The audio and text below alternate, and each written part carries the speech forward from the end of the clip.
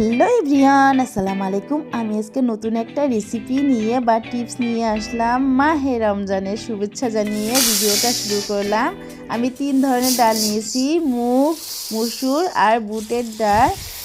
এই টিপসটা ফলো করলে আপনারা রমজান মাসে অনেকটা সময় বেঁচে যাবে আপনার। আমি ক্লিন করে আমি ভিজিয়ে রাখবো 2-3 ঘন্টা ভিজিয়ে নিয়েছি। এখন এই ডালটা আমি পানিটা ঝরে নেব। ঝরা হয়ে গেলে এখন আমি রোদে শুকাই দেব। এই টিপসটা ফলো করলে সারা মাস তো খেতে পারবেন, সারা বছরও কিন্তু এরকম করে পকোড়া বানানোর জন্য ডালটা সংরক্ষণ করে নিতে পারেন। এই যে আমার ডালটা শুকিয়ে গেছে, এই যে এরকম করলে ঝরঝর করে পড়ছে, তার মানে আমার ডালটা শুকিয়ে গেছে। আমি ভালো করে ক্লিন কাপড় দিয়ে মুছে নেব। আমি ধুয়ে নিয়েছি, কিন্তু তাও শুকার পরে হয়তো বালাটলা পড়েছে, তার জন্য এখন আমি এটা ঝেড়ে নিব। নেওয়ার পরে আমি মিক্সচারে দিয়ে আমি গুঁড়া করে নিব।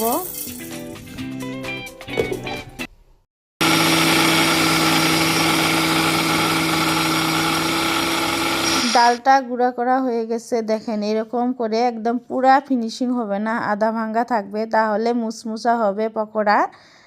সারা বছর পকোড়া বানায় খেতে পারবে। এরকম করে ডাল সংরক্ষণ করে রাখলে সারা বছর সব ধরনের পকোড়া বানিয়ে খেতে পারবেন। যখন মনে ইচ্ছা যাবে তখনই পকোড়া বানিয়ে খেতে পারবেন। আর আপনারা রমজান মাসে ডাল ভিজানো ভুলে গেছেন, 10 মিনিট আগে এটা ভিজিয়ে রাখলেই পকোড়ার বেটার রেডি হয়ে যাবে। আমি দেখেন 6-7 চামচ আমি চা চামচের ডাল দিয়েছি, আমি 1 কাপ পানি দিয়েছি।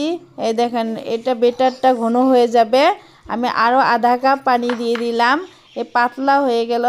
আপনারা ভাববেন যে পাতলা হয়ে গেছে, কিন্তু না, 10 মিনিট পরে এটা ফুলে উঠবে আর পকোড়ার বেটার রেডি।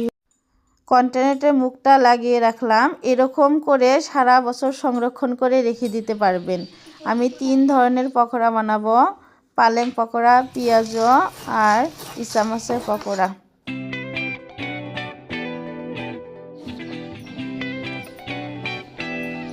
10 মিনিট পরে চলে আসলাম। দেখেন আমার বেটারটার ঘনত্ব কি সুন্দর হয়েছে। এরকম করে 10 মিনিট আগে ডালের গুঁড়াটা ভিজিয়ে রাখলে এরকম ঘনত্ব হয়ে যাবে। তারপরে আপনার সব ধরনের পকোড়া বানিয়ে নিতে পারবেন।